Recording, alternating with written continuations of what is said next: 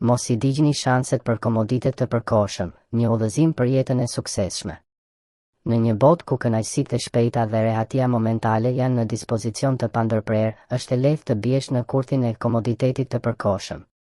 Por çfarë nënkupton vërtet kjo frazë? Thjesht, mos sakrifiko mundësitë e tua të gjata për një kënaqësi të shkurtër.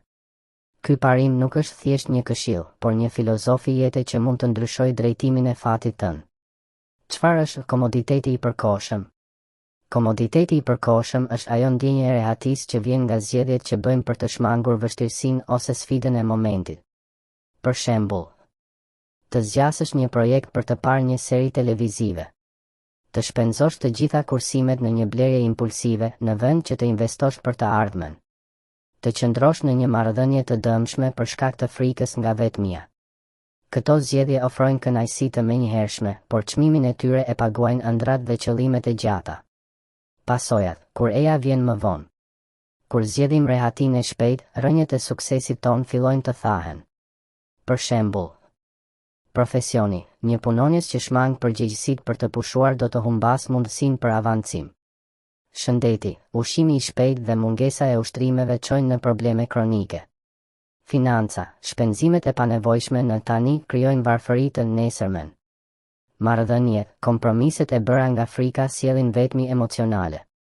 Fjala kyçe këtu është kosto oportune, gjithçka që fiton shpejt e humb diçka të çmuar afatgjallë. Si të shmangim kurthin? Përqendrohu tek pse çdo herë që ndihesh tërhequr nga një zgjedhje e lehtë, pyete, a do ta pendohem për këtë pas 5 vitesh? Ndërto disiplinë, suksesi kërkon sakrifica. Fillimisht është e vështirë, por me kohë, disiplina bëhet zakon. Vizualizo suksesin, imagjinoje veten të arritur qëllimet. Ky motivim të ndihmon të zgjedhësh me mençuri. Mëso nga gabimet, nëse ke djegur shanse në të kaluarën, mos përsëri të njëjtën gabim. Tërheqje pas e vlerave të vërteta. Jeta nuk është një garë e shpejtë, por një maraton. Në shoqërinë tonë, ku vlerat familjare dhe nderi personal janë thelbësore, zgjedhjet e mençura nuk janë vetëm për ty, por edhe për ata që të rrethojnë.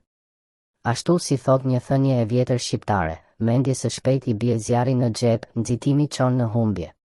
Prandaj, herën tjetër kur ndihesh i tunduar nga rehatia e përkohshme, kujto, çdo shkëndijë e kënaqësisë së shpejt mund të ndesë një zjarr që digjet për një jetë të tërë.